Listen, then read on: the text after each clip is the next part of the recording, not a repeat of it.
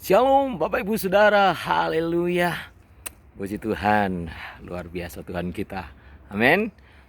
Hari ini Kamis tanggal 28 Januari 2021. Dan biarlah hari ini menjadi hari yang luar biasa buat kita. Jadi hari yang penuh dengan rasa syukur kepada Tuhan. Karena memang setiap hari kita harus mengucap syukur kepada Tuhan. Karena memang pada dasarnya bahwa anugerah Tuhan selalu baru, kebaikan Tuhan selalu nyata dalam kehidupan kita. Itu yang harus terus kita tanamkan dalam hati kita. Nah, Bapak Ibu Saudara kasih dalam Tuhan, kita tahu bahwa kita tidak pernah lepas dari yang namanya ujian. Kita harus terus, mau tidak mau kita harus menghadapi ujian. Bahkan Rick Warren dalam bukunya yang berjudul The Purpose Driven Life menuliskan di sana bahwa hidup orang percaya adalah ujian. Tuhan uji kita dengan berbagai hal, termasuk dengan kenyamanan. Jadi banyak hal yang Tuhan izinkan terjadi dalam kehidupan kita, itu adalah sebuah ujian.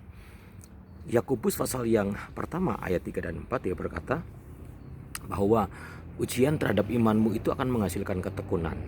Dan biarlah itu memperoleh buah yang matang sehingga engkau didapati sempurna dan tak bercacat.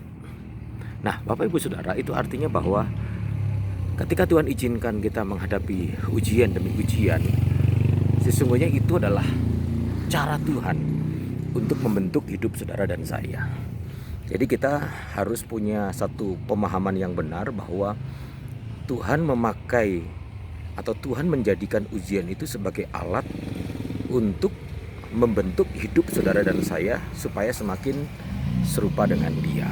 Jadi Tuhan memakai ujian-ujian itu sebagai alatnya untuk supaya Anda dan saya didapati semakin sempurna, didapati semakin berkenan kepada Tuhan. Oleh sebab itu kita harus sadar, kita jangan hanya menempatkan Tuhan itu sebagai alat untuk menolong kita atau alat untuk kita mengalami yang namanya kenyamanan.